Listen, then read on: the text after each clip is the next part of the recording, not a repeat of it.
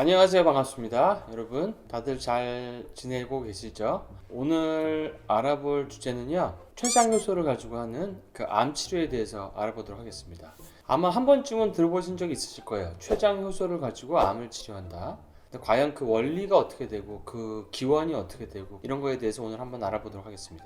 저도 췌장 효소를 많이 쓰고 있는데요. 가장 그 기원을 찾아가 보면 가장 처음에는 제가 찾아봤는데 1906년에 해리스 메디컬 저널이라는데 액션 오브 트립신 upon the living cells of tumor mouse 이런 제목이 있는데, 이게 뭐냐면 그 존 비어드라는 사람이 암이 있는 쥐에게 하나는 췌장 효소를 놔주고 하나는 췌장 효소를 놔주지 않고 그 결과를 본 겁니다. 근데 췌장 효소를 놔준 쥐는 나중에 부검을 해보니까 암이 거의 다 괴사돼가지고 콩알만한 크기로 작고, 췌장 효소를 놔주지 않은 그냥 쥐는 암 사이즈가 엄지손가락보다도 컸다고 해요. 그래서 췌장 효소가 음식만 분해하는 게 아니라 암세포도 분해할 수 있는 가능성이 있겠구나 해서 췌장 효소의 암 치료가 시작된 겁니다. 존 비어드라는 사람이 가장 먼저 췌장 효소가 암을 죽인다는 걸 이렇게 해서 발견을 했고, 그 이후에 이제 연구가 계속됐죠. 여러분들이 잘 아는 거슨 요페 막스 거슨 독일 의사가 그 프로토콜을 보면 항상 췌장 효소가 들어가 있었습니다. 거기에는 뭐 비타민 B3도 있고 뭐 요오드도 있고 B12도 있고 했는데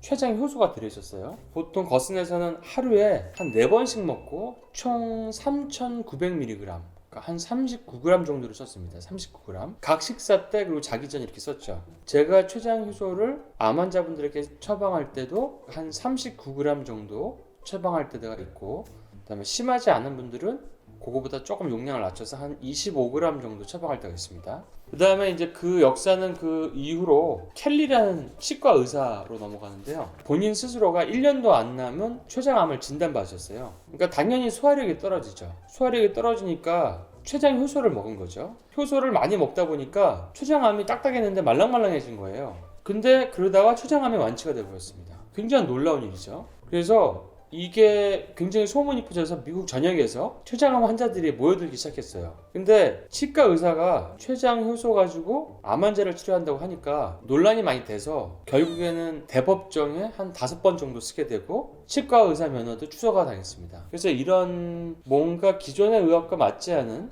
굉장히 좋은 치료들, 이것을 못하게 하려는 그런 움직임들이 사실 있는 게, 사실 저는 항상 그걸 보고 마음이 안 좋았는데, 역시 췌장 효소 치료의 역사를 봐도 그런 것들이 이제 있었죠. 켈리라는 사람이 법정에 섰기 때문에.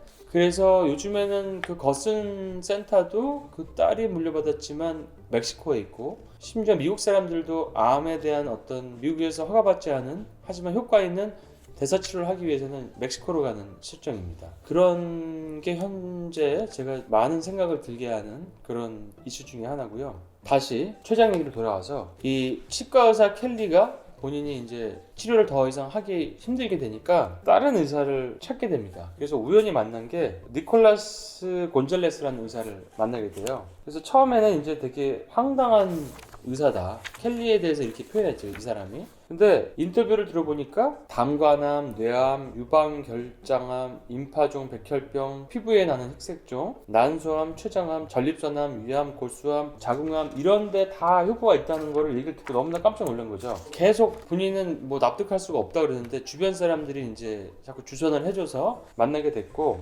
나중엔 이 사람이 이게 효과 있는 치료라는 걸 알게 됐어요, 곤잘레스가. 그래서 켈리라는 사람이 굉장히 가치 있는 일을 하고 있음에도 불구하고 의학계에서 완전히 그를 무시하고 있다는 그런 거를 깨달았게 됐죠. 그래서 이 사람이 켈리가 한 췌장 효소 치료를 조사를 하게 됐습니다. 해봤더니 굉장히 놀라운 결과들이 많이 나오는 거예요. 어떤 결과들이 나오냐면은 켈리의 프로토콜대로 잘 따라온 환자들은 22명 중 5명이 잘 따라왔는데 평균 생존율이 8년 이상입니다. 8년 이상. 보통 췌장암을 진단받으면 평균 생존율이 3개월에서 6개월이거든요. 그 다음에 따라오긴 했으나 제대로 완벽하게 실행 안 하지 않은 사람은 평균 생존율이 300일이라고 합니다. 300일이라고 해도 1년에 가까우니까 일반 그 화학 치료를 하는 것보다 더 오래 살았다는 얘기죠. 곤잘레스가 얘기했던 켈리의 환자 중에 가장 인상 깊었던 환자는 1982년에 췌장과 간에 암이 있는 걸 알았는데, 그러니까 췌장암이 이제 간까지 퍼져 있는 경우였죠. 병원에서는 이제 해줄 수 있는 게 없다 그래서 6개월 선고를 해줬는데, 심지어 마이오 클리닉에서도 항암 치료를 할 수 있지만 효과를 보기 힘들다고 얘기를 했다고 합니다. 근데 이분은 4기 전이암 환자인데도 30년이 지난 까지도 건강하게 살아있다고 하는 그 인터뷰를 듣고 굉장히 인상 깊었다고 인터뷰를 했습니다. 그래서 이런 췌장 효소가 단지 효화만 시키는 게 아니라 암도 녹일 수 있다는 것, 이런 것들이 연구가 돼 있는 논문들이 많이 나와 있습니다. 일단은 췌장 효소를 먹는다고 해서 이게 다 소화가 돼가지고 몸에서 쓰이는 게 아니고요. 남아있는 것들이 몸을 돌아다니면서 암세포들을 이제 죽이는 데 쓰인다. 그리고 악성 종양들이 죽게 되면은 이것들이 이제 대변, 소변, 땀으로 배출된다. 이런 것들이 이제 연구가 됐습니다. 보통 여러분들이 췌장 기능에 대해서는 잘 신경을 안 쓰는 경우가 많은데, 아주 암이 되거나 급성 췌장염이 와서 통증이 심하지 않으면 췌장에 대해서 신경을 잘 안 쓰는데, 실제로는 만성 췌장염이 상당히 많습니다. 혈액 검사에서 췌장 효소 수치가 좀 올라가 있다든지, 아니면 초음파상에 췌장이 뭔가 이렇게 좀 하얗게 석회화가 된 모습을 보인다든지, 식사를 하고 나서 굉장히 가스가 많이 찬다든지, 블로팅이라고 하죠. 배가 벙벙하다든지, 지방이 잘 소화되지 않고 변으로 나온다든지, 그 시력까지 떨어집니다. 췌장이 안 좋아지면 시력도 저하되고 잇몸 같은 데도 염증이 잘 생길 수 있습니다. 그리고 근육이 자꾸 빠져나가요. 근육이 적어지고, 혈액 검사해 보면은 단백질이 몸에 자꾸 낮게 나옵니다. 이런 사람들이 자기는 충분히 단백질을 보충한다고 하는데도 낮게 나옵니다. 이런 분들은 췌장 효소가 제대로 기능을 하고 있지 않다는 것을 대변해주는 증상들이거든요. 그러니까 이런 사람들이 있어요. 배에 가스가 차는데 지연성 음식 알러지, 가공식품, 밀가루 이런 거 다 피하고 장에 있는 나쁨균도 검사해서 다 치료했는데도, 그 복구까지 했는데도 계속 가스가 차요. 헬리코박터도 없애고 위산 저하도 해결했는데도 가스가 차요. 이런 경우는 췌장 효소 분비 부전으로 인해서 단백질이 끝까지 분해되지 않고 내려와서 그게 장에 자극을 계속 줘서 가스가 차는 거거든요. 그게 전신에 염증을 주기 때문에 사실 자가 면역이라든지 알러지나 전신 통증 뭐 이런 거를 다 유발할 수가 있습니다. 근데 만성 췌장염은 굉장히 검사가 쉽지 않고 장기 뒤에 있고, 그런 장기이기 때문에 진단이 잘 내려지지 않고 지나가는 경우가 상당히 많습니다. 그렇기 때문에 췌장암이라는 게 서서히 진행은 하지만 피부에서 가까운 갑상선이나 뭐 유방이나 뭐 다른 장기들처럼 쉽게 검진해서 나타나는 그런 장기가 아니기 때문에, 이미 많이 진행된 이후에 갑자기 이제 암이 딱 왔을 때야 비로소 진단이 되니까 어떻게 보면 생존율이 짧을 수도 있는 겁니다. 근데 췌장 효소를 아끼는 게 중요한데, 사실은 췌장을 너무 과도하게 사용하는 거죠. 그러니까 췌장이 녹일 수 없는 음식들, 너무 바짝 익힌 고기라든지 인스턴트 음식, 가공 음식은 사실은 음식이라기보다는 일종의 인간이 만든 화학 물질이죠. 이런 것들을 이제 우리 몸 인체에서 소화시키려고 하다 보면 굉장히 많은 췌장 효소들이 쓰이게 됩니다. 그렇게 되면 연세가 들면 들수록 췌장의 기능이 떨어지기 때문에 여러 가지 증상들이 수반되게 되죠. 그래서 췌장 효소가 저하될 때 나타나는 증상들이랑 근육량도 떨어지고 먹어도 근육이 안 붙고 이런 것들이 보였을 때, 이런 분들이 암에 걸렸다 하시면, 아니면 어떤 혹이 있다 이렇게 진단을 받았을 때는 동결건조 췌장 효소요법을 하시는 게 사실 매우 중요한 옵션 중에 하나라고 저는 생각이 됩니다. 그리고 실제로 치료해보면은 이런 분들이 좋은 반응을 보이는 경우가 상당히 많습니다.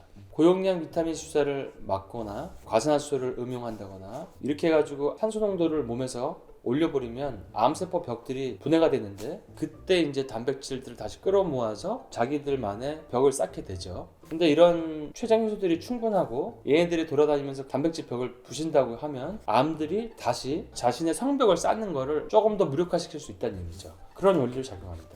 췌장 효소는 보통 동결 건조한 췌장 제품을 섭취를 하고요. 25에서 40g 정도를 씁니다. 식사 때나 뭐 자기 전 이럴 때 복용을 하는데, 저도 그 정도로 처방을 하고 있습니다. 근데 이게 한국에서는 구하기가 좀 쉽지 않습니다. 우리가 아는 대부분의 췌장 효소제들은 파인애플에서 나온 브로멜라인이라든지 파파인 이런 데서 나온 추출물인데, 이런 것 가지고는 조금 약하고요. 특히 이제 파인애플은 알러지가 너무 많습니다. 파인애플 알러지가 있는 분들은 브로멜라인에도 알러지가 있기 때문에 속을 좋게 하려고 먹었는데 속이 더 안 좋아지게 느끼는 분들이 많기 때문에, 그분을 조금 주의하셔야 될 부분이 중에 하나고요. 보통 이게 암 환자용에 쓰는 췌장 효소들은 거의 다 동물의 췌장을 갈아서 동결 건조해서 쓰는 겁니다. 우리가 이런 치료는 단지 췌장에만 하는 게 아니고 갑상선도 직접 갈아서 신지로이드나 신지록신 같은 약 대신에 쓰기도 합니다. 근데 효과가 더 좋아요. 그리고 뭐 우리가 간을 갖다가 갈아서 영양제에 들어가 있는 경우도 있고, 뇌하수체 이런 것들을 갈아서 들어가 있는 경우도 있습니다. 그러니까 우리가 어떤 신체 장기를 먹으면 그 장기가 좋아진다. 그러니까 췌장을 먹으면 췌장이 좋아지는 거죠. 뭐 눈을 먹으면 눈이 좋아지고, 간을 먹으면 간이 좋아질 수 있고, 왜냐하면 건강한 장기에는 그 장기에 필요한 영양소들이 충분히 들어있기 때문에 그렇습니다. 자, 그래서 이런 동결 건조한 췌장 효소가 필요하신 분, 나의 위장 증상이나 암 때문에 필요하다고 생각되시는 분들은 댓글에 남겨주시면 저희가 이걸 구하는 방법을 가이드를 해드리겠습니다. 예, 한국에서 구하기가 어렵기 때문에 방법을 따로 가이드를 해드려야 될 것 같습니다. 그리고 이제 재미있는 것도 있어요. 췌장 효소를 가지고 그 켈리라는 치과 의사분이 내 몸 안에 암이 있나 없나를 체크하는 그런 자가 테스트를 만든 게 있는데요. 이 테스트 할 때는 췌장 효소를 하루에 거의 뭐 한 10,000ml에 가깝게 한 6캡슐씩 각 식사 때마다 먹고 잘 때도 먹고 이렇게 먹어요. 그렇게 해서 한 달 반에서 2달을 먹는데, 몸에 암이 있는 사람은 막 몸이 아프고 미식거리고 막 두통도 오고 몸에 뭔가 명현 반응 같은 게 일어납니다. 그래서 이런 거는 적극적으로 몸에 암이 있는지를 조사해봐라 이렇게 돼 있고요. 그 다음에 정상인 사람은 몸에 암이 없는 겁니다. 이렇게 얘기를 하고요. 그 다음에 약간 암은 아닌데 암 전 단계가 있는 사람은 소화도 잘 되고 에너지도 넘치고 막 스태미나도 좋아지고 호전 반응이 바로 일어난다고 합니다. 근데 이런 분들이 만약에 그런 효소를 섭취를 안 하면은 나중에 뭐 암이 발병할 수가 있다, 몇 년 후에, 이렇게 나와 있습니다. 그러니까 먹고 아무 반응이 없는 사람이 제일 좋은 거예요. 왜냐하면 그런 분들은 암 전 단계도 없고 암도 없다는 거기 때문에 효소를 몸에서 잘 분비하고 있는 거기 때문에 이런 분들은 이제 건강하다는 그런 사인입니다. 그래서 이렇게 자가 테스트도 해볼 수가 있습니다. 그래서 오늘은 간략하게 동결건조 췌장 효소 암 치료법, 췌장을 먹으면 췌장암이 낫는다에 대해서 알아봤습니다. 만약에 여기에 대해서 더 많은 자료가 있는데 저희가 시간상 1부만 얘기했고요. 궁금하신 게 있으면 댓글로 남겨주시면 또 다른 컨텐츠로 준비를 해보도록 하겠습니다. 그럼 다음에 좋은 주제로 다시 뵙겠습니다.